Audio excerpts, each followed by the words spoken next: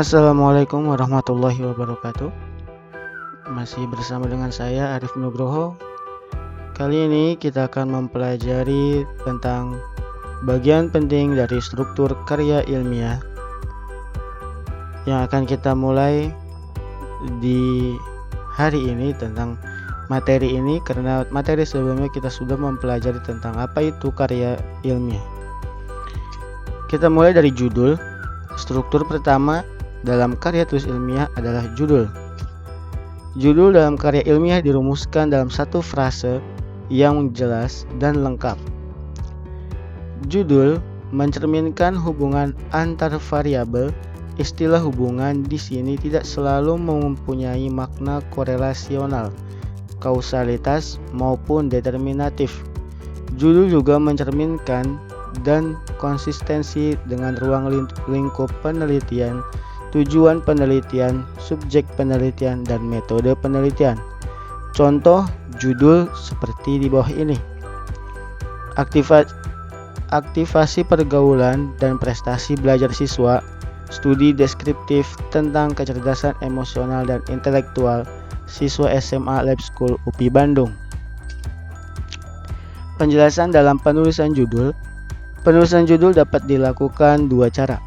Pertama, dengan menggunakan huruf kapital semuanya, kecuali pada anak judulnya. Penulisan ini kita bisa lihat yang dimaksud dengan menggunakan huruf kapital semua kecuali pada anak judulnya terdapat pada di sini. Ini adalah judul yang ditulis dengan huruf kapital semua, dan ini adalah anak judulnya yang tidak ditulis dengan huruf kapital. Ya, berarti ini menggunakan penulisan dengan cara pertama. Kedua, dengan menggunakan huruf kecil kecuali huruf pertamanya, yaitu diawali dengan huruf ini. Huruf A pada kata aktivitas menggunakan huruf besar dan selebihnya huruf kecil semua. Apabila cara yang kedua yang akan kita gunakan, maka kata penggabung seperti dengan dan tentang, serta kata-kata depan seperti di, dari, dan ke. Huruf pertamanya tidak boleh menggunakan huruf kapital. Di akhir judul tidak boleh menggunakan tanda baca apapun termasuk titik ataupun koma. Jadi maksudnya apa? Kata penggabung seperti ini menggunakan kata dan, ya, harusnya ditulis dengan huruf kecil, ya. Kemudian kata depan seperti menggunakan huruf seperti kata di, dari, dan ke. Di sini bisa kita lihat dia tidak menggunakan huruf menggunakan huruf yang dibesarkan, gitu, atau huruf kapital seperti itu. Kita lanjut. Bagian kedua adalah bab pendahuluan. Ada apa aja di bab pendahuluan? Yang pertama adalah latar belakang masalah. Latar belakang masalah menjelaskan alasan timbulnya masalah dan pentingnya untuk dibahas, baik itu dari segi pengembangan ilmu, kemasyarakatan maupun dalam kaitan dengan kehidupan pada umumnya. Yang kedua, perumusan masalah.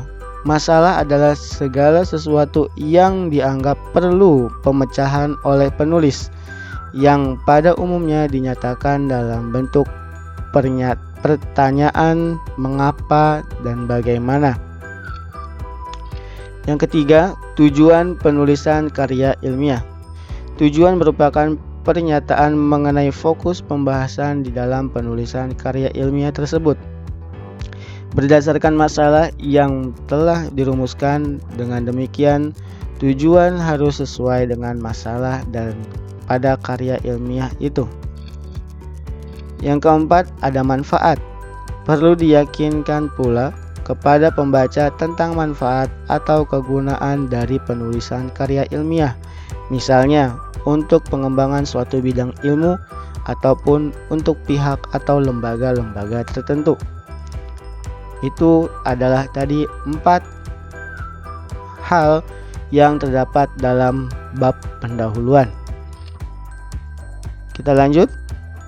Selanjutnya adalah kerangka teoritis. Kerangka teoritis disebut juga kajian pustaka atau teori landasan. Tercakup pula di dalam bagian ini adalah kerangka pemikiran dan hipotesis. Kerangka teoritis dimulai dengan mengidentifikasi dan mengkaji berbagai teori yang relevan serta diakhiri dengan pengajuan hipotesis. Masih pada kerangka teoritis juga perlu dilakukan pengkajian terhadap penelitian-penelitian yang telah dilakukan para penulis terdahulu. Langkah ini penting dilakukan guna menambah dan memperoleh wawasan ataupun pengetahuan baru yang telah ada sebelumnya. Di samping akan menghindari adanya duplikasi yang sia-sia. Langkah ini juga akan memberikan perspektif yang lebih jelas mengenai hakikat dan kegunaan penelitian itu dalam perkembangan ilmu secara keseluruhan. Kita masuk ke bagian metodologi.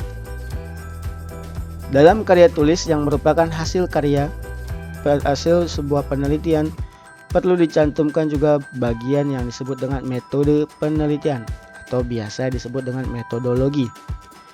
Metodologi penelitian ini diartikan sebagai prosedur atau tahap-tahap penelitian, mulai dari persiapan, penentuan sumber data, pengolahan, sampai dengan pelaporannya. Ada apa saja sih di bidang di bagian metodologi ini? Yang pertama, kita lihat ada metode deskriptif. Seperti judulnya, metode deskriptif ini metode penelitian yang bertujuan hanya menggambarkan fakta-fakta secara apa adanya, tanpa adanya perlakuan apapun. Data yang dimaksud dapat berupa fakta yang bersifat kuantitatif atau statistik, ataupun fakta kualitatif. Yang kedua, metode eksperimen, yakni metode penelitian bertujuan untuk memperoleh gambaran atas suatu gejala setelah mendapatkan perlakuan. Di sini peneliti melakukan uji eksperimen pada objek penelitiannya. Kemudian ada metode penelitian kelas, yakni metode penelitian yang bertujuan untuk memperbaiki persoalan-persoalan yang terjadi pada kelas tertentu. Misalnya, tentang motivasi belajar dan prestasi belajar siswa dalam kompetensi dasar tertentu.